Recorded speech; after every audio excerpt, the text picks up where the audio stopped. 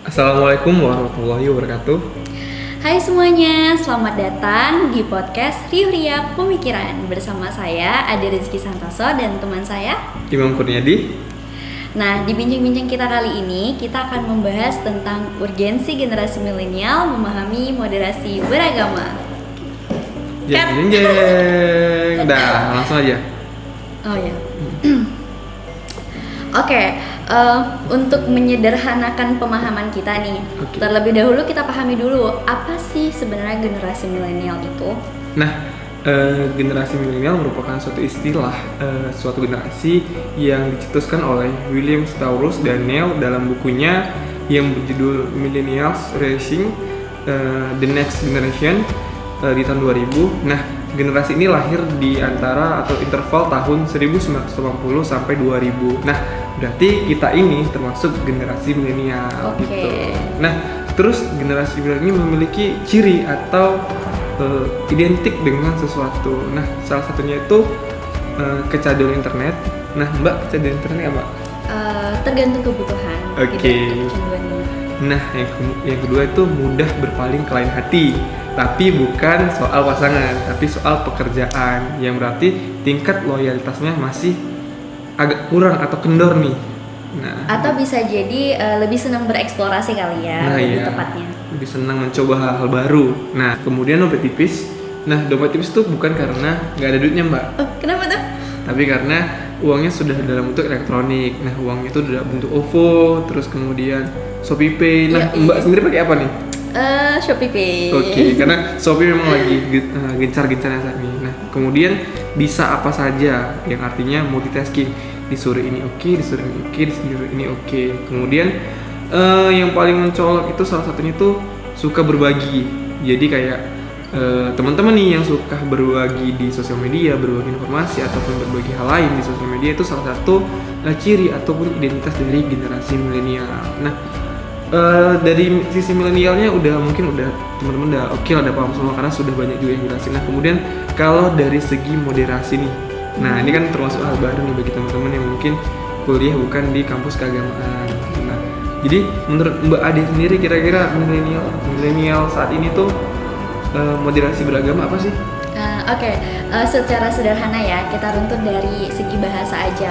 Nah, moderasi itu berasal dari bahasa Latin, yaitu moderatio, yang memiliki arti tidak berlebih-lebihan atau sedang gitu. Nah, lalu dalam KBB ini ya, dalam Kamus Besar Bahasa Indonesia, moderasi memiliki makna penghindaran kekerasan atau keekstriman.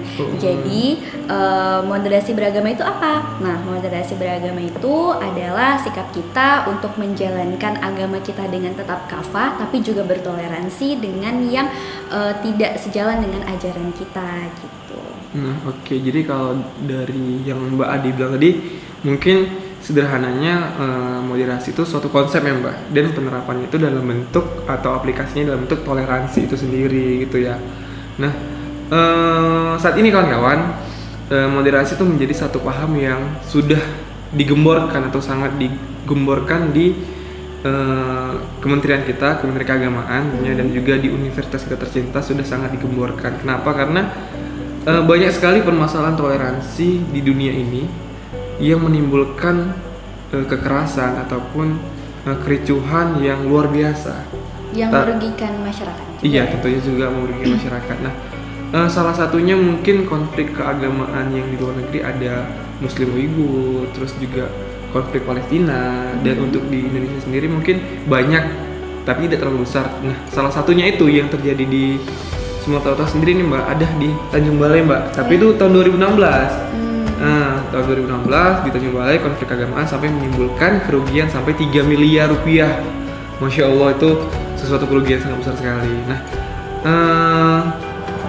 hal itulah kalau menurut saya nih sebagai generasi milenial ya. Udah masuk lah ini ke pembahasan urgensi milenial mengetahui atau memahami moderasi beragama. Jadi kalau menurut saya sendiri, moderasi bisa menjadi obat ataupun anti klimaks dari permasalahan seperti itu gitu. Jadi kalau menurut Mbak Adi sendiri gimana nih?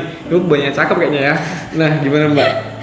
Oke, jadi terkadang ya memahami moderasi beragama ini suka ekstrim gitu. Padahal sebenarnya moderasi itu adalah bentuk dari agar tidak ekstrim dalam Oke. ajaran agama sendiri itu gitu. Jadi moderasi beragama itu yang patut digarisbawahi, bukan merupakan sikap yang liberal atau kebarat-baratan. Kan sering tuh ya katanya moderat Islam moderat, cenderung ke lebih acuh pada agamanya, padahal sebenarnya moderasi beragama itu adalah bagaimana itu kita tetap menjalankan agama kita, misalnya Islam secara kafah. Yang menganut juga Islam itu adalah agama yang rahmatan lil alamin kan, yang tidak setuju dengan adanya kekerasan, tidak setuju adanya kericuhan dan merugikan orang lain, bahkan yang tidak sepaham atau tidak satu ajaran dengan kita gitu. Itu yang patut digarisbawahi sih.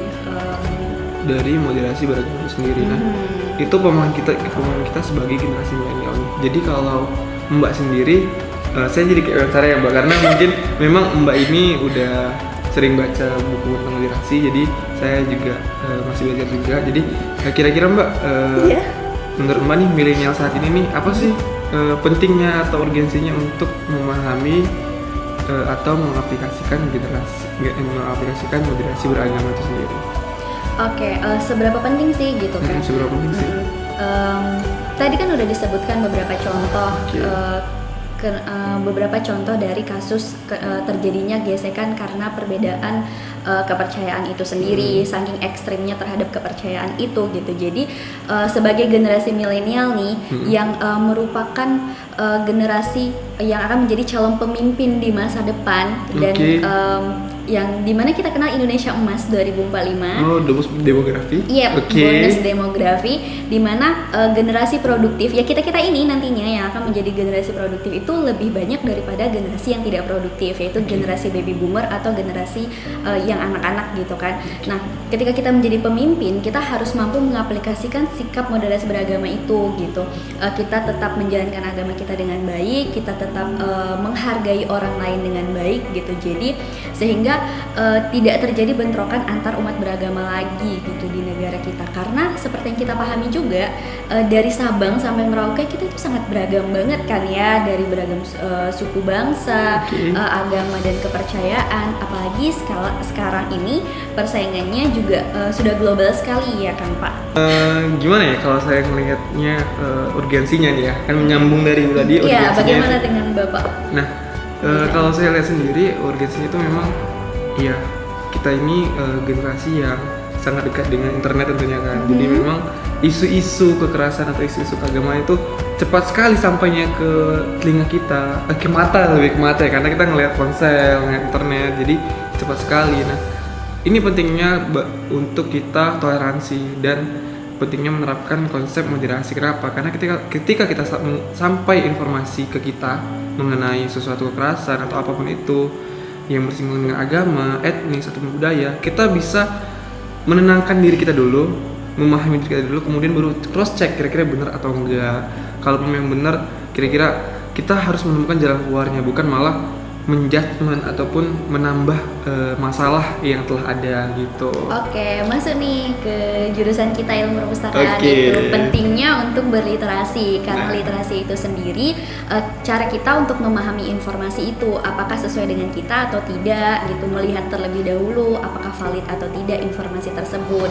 Nah, jadi penerapan literasi moderasi beragama juga penting di generasi milenial ya Pak. Iya, tentu, karena ada satu kata pepatah atau satu kata mutiara yang melekat sekali di anak-anak ilmu perpustakaan, yaitu literasi atau mati. Nah, jadi kalau menurut saya ini adalah satu konsep keislaman ataupun toleransi yang memang harus kita pegang teguh bareng-bareng, kita sebarkan bareng-bareng agar ini menjadi sesuatu pegangan pemahaman bagi seluruh generasi milenial gitu.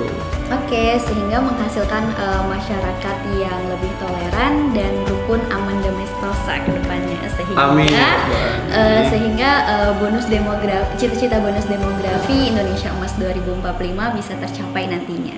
Sekian perbincangan kita pada hari ini. Sampai ketemu di podcast Rio Riak Pemikiran berikutnya. Assalamualaikum. Waalaikumsalam.